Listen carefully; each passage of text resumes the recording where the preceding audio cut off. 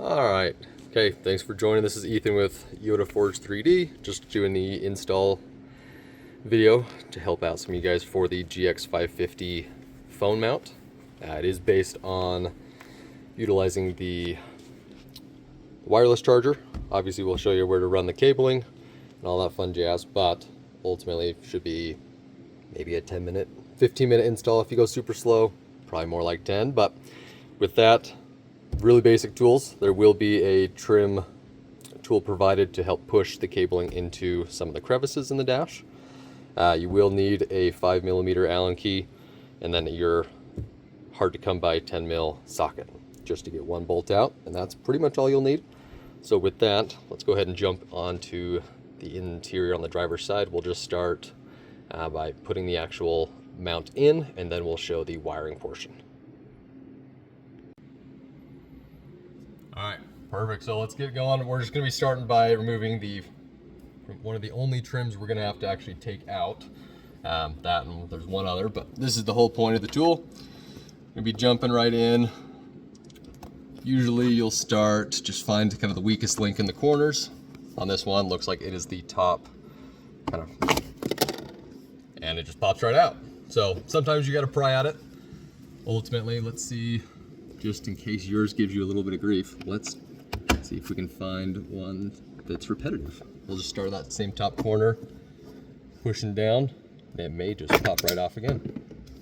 All right, well that one's pretty simple, and that shows the 10mm bolt. It's the only fastener that we'll actually have to remove, which is where your socket comes into play.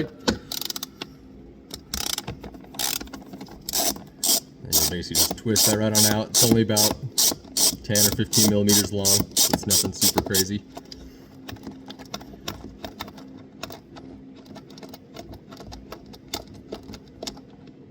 All right.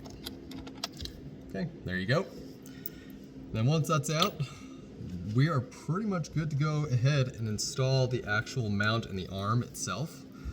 It'll all pretty much be pre-assembled with a washer so that your bolt isn't going to be flopping around on you.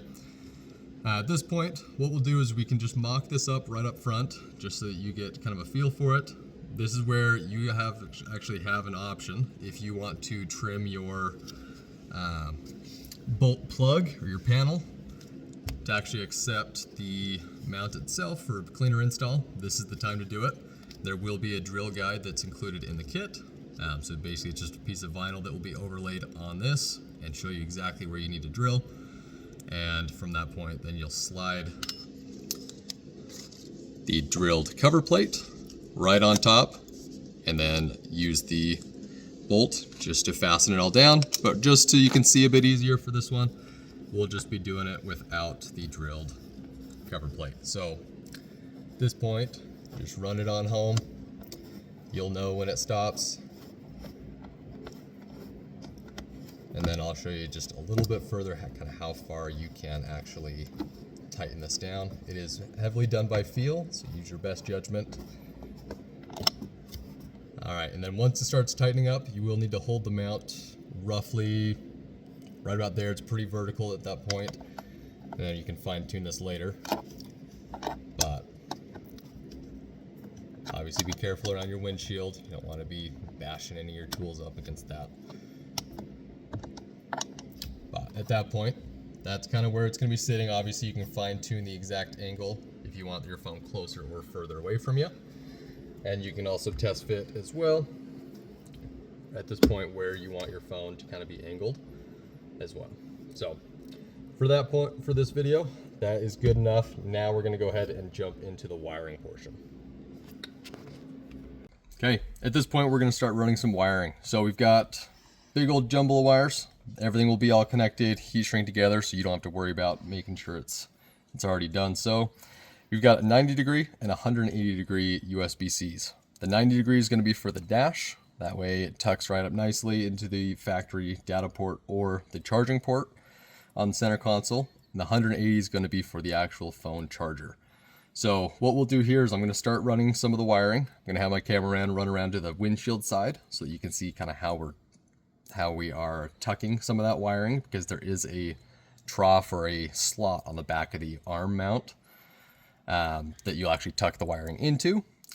just so it's kind of held in place. But let's start with the 180. We're going to be putting that directly into the bottom of the mount, and it will be facing towards you, just like that. That way it is a nice clean look. And then from here, we'll have cameraman jump around to the dash side, but that's kind of the general gist. Once you've found the correct orientation for your phone, you can kind of take out some of that slack as well.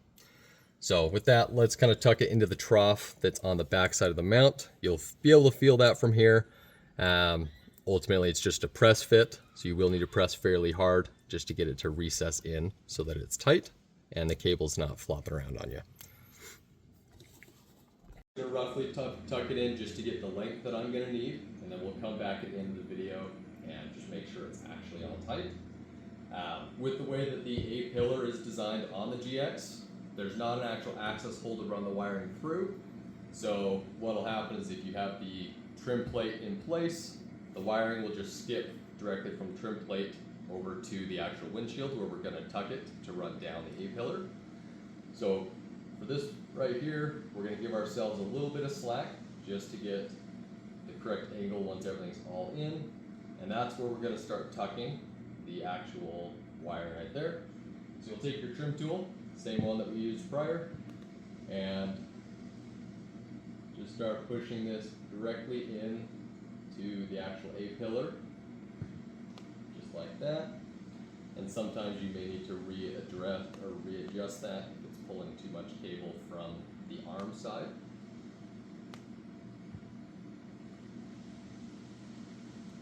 You'll just kind of keep tucking in as you go down. Really shouldn't give you a whole lot of resistance. And you've got a better view from the outside, kind of how clean it's going to be looking once it's all wrapped up as well.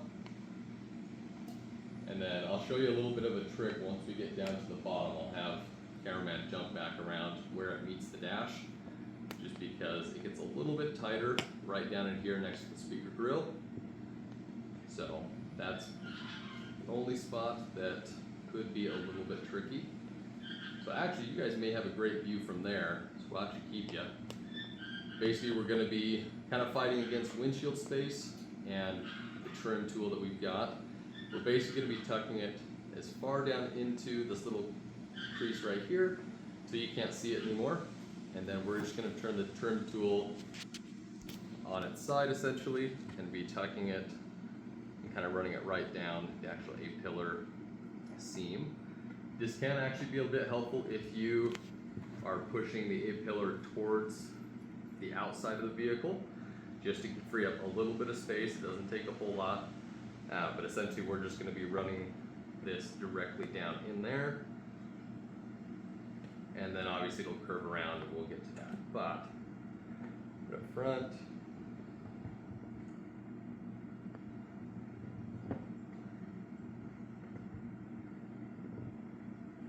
Just using my left arm just to kind of pull the A-pillar as we go. This is probably going to be the trickiest part of the whole thing, to be honest with you. Everything else is super simple.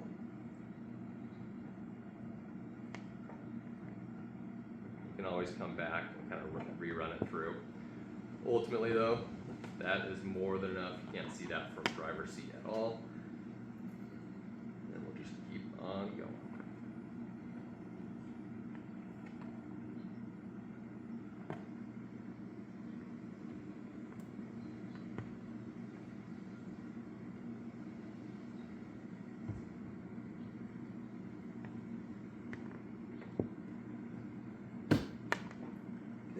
One last spot that's being a little bit stubborn, which you'll probably have as well.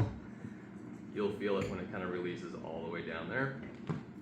And then if you want to come back around to, from here I kind of jump out of the vehicle just a little bit. We're going to be looking at this side panel, which is where we're going to be working a little bit of magic in here. So with this top corner, you really don't even need the trim tool. If you just go ahead, I'll reverse install here, pull it right around, it will just drop right in place. So don't even need the tool there. And then from here, you'll actually just go ahead and tuck it right up into that A-pillar. just like that, so it's all nice and hidden. And you'll just work your way down. What we're gonna do is we'll come about halfway to this little side panel, little beauty plate, and then we're gonna actually be throwing it into the dash just a little bit. You can see how much flexibility there is there. So from here, what we're gonna do is we're gonna take the actual 90-degree end, and we're actually going to just give ourselves a little bit of flexibility and just basically push that all the way through, and we're actually going to grab it from the backside. That way we can just pull it all through and take out some of that slack. And from here, I'll actually kind of dive in with you just a little bit. Part of it's going to be done by feel, so obviously we're looking at kind of knee range right up in there. And let's see here. Let's see how much we can get. There's obviously still all the factory paneling and everything up in there. So we're gonna get access all the way back behind this little footwell light. You're gonna be reaching around and just coming back towards the front of the panel. So reaching all the way back around. And this is really gonna be done by feel. You can't really get the camera in there. I'll just be wiggling the cord around with the one end. And then once you have it, you'll basically just pull it straight through. And then just kind of give yourself a little bit of room. This will all be heat shrinked, so it won't have any sharp edges or anything like that as well. Basically just keep on pulling, kind of jiggling as you go so it doesn't get caught in anything. And that's all we're looking for. So at that point, you should have everything else you'll need down under the dash. And with that, you can obviously move your seat back if you need more room, just to kind of put your shoulder down in this area as well. There is some areas down here that I'll kind of show you where we're gonna run the cabling. If you don't want to remove this bottom panel, it isn't by any means a deal breaker for the install. If you do, just to make it easy, it's two screws right there, and then it just pops right out. It'll drop down, have a couple connectors just to give you a little bit more easy access. But without removing it, this is kind of where we're going to be looking. So we're going to clear all the pedal box, all the actual mechanics that are in play when you're using the brake or the gas. We'll be coming up and around some of these vents down here. What we're actually going to do is we're going to just run the wiring, and then we'll come back and do some of the tucking around these vents. But for now, we're just going to kind of help guide this through. The only spot that we're going to go up and over one of the trims is actually right up in here. So what we'll do with that is we're going to take our 90-degree end that we're fishing through, come up, and we're going to be trying to work it through right up in here where you can actually see my finger popping through. That's going to be where we're trying to route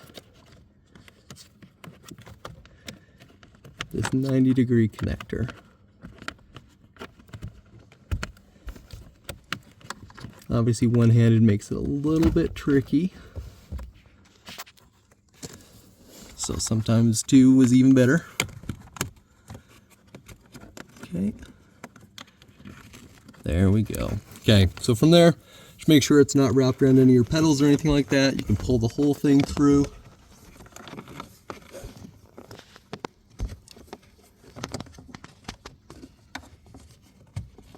Okay, and this is where we want to be. So these black trim panels that lead up to your center console, what we'll do is we'll basically just get our finger underneath this side trim, pops right out. There's only really 4 tabs, and then it pulls directly out. Shouldn't need any force for this once you have your finger underneath. And we'll just set that aside. And then what we'll do is, now that we have this run, we're going to go ahead and tuck it under these 2 side trims. They just pull right off the dash, off the carpet, so there's nothing behind those. It will basically just come right around. You'll end up a little bit short on cable right here. This is where we'll pop back around underneath where I mentioned there are those foot vents down there. We're going to be just slightly moving the cabling around some of those vents, just to give ourselves a little bit extra, and that will be just enough to get us where we need to be. And what I was talking about is these vents right here, these three. So with that, obviously our cabling right now is run behind the vents, so it's taking up more than we have available. What we'll actually do is we're going to be basically just pulling these around the vents so they're up in front.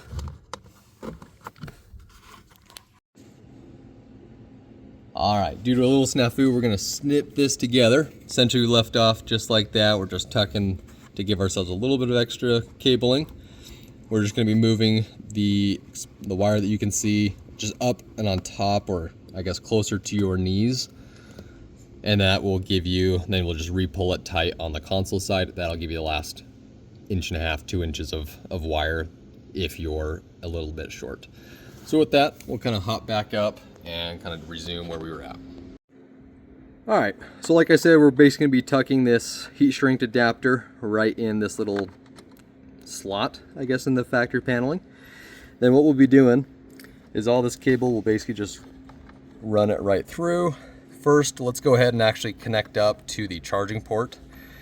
Well, I put the 90 degree going up, that way it tucks nicely into the dash. And this is the other time we'll be using that trim tool. What I would like to do here is just obviously pick your port, and then we're going to go ahead and just kind of roughly put it where it needs to be, and then we'll go ahead and start tucking. So it tucks super easily, and sometimes if you don't give yourself enough slack, it may put tension on the plug. So we're going to redo that with a little bit more slack, just so we don't want any tension on that, at least more than is necessary. So with that, go ahead, just tucks right in. If you have too much slack, that's an easy fix. So we'll just pull it just a smidgen and it will even out right there.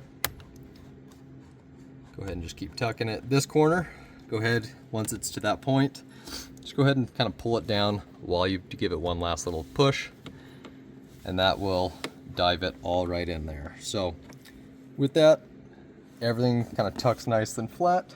Gonna go ahead and grab the panel at this point.